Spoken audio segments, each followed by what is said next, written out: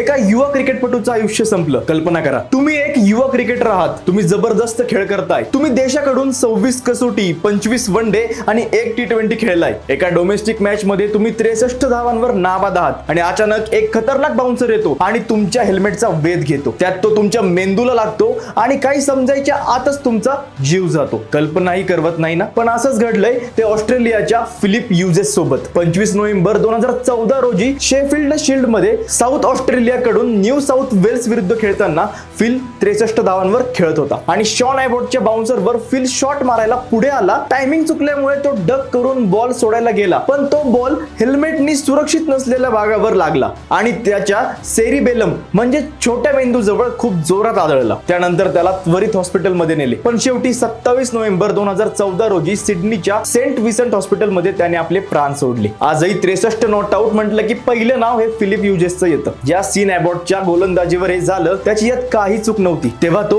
केवळ 22 वर्षांचा होता. आता सीन 33 वर्षांचा असून ऑस्ट्रेलियाकडून वन डे व T20 खेळतो. परंतु त्याच्या मनावरही काय परिणाम झाला असेल याचा विचार न केलेला बरा. बाकी क्रिकेट जगतातील फिलची कमी कधीच भरून निघणार नाही. त्याला आदरांजली म्हणून कमेंट मध्ये 63 असे नक्की लिहा.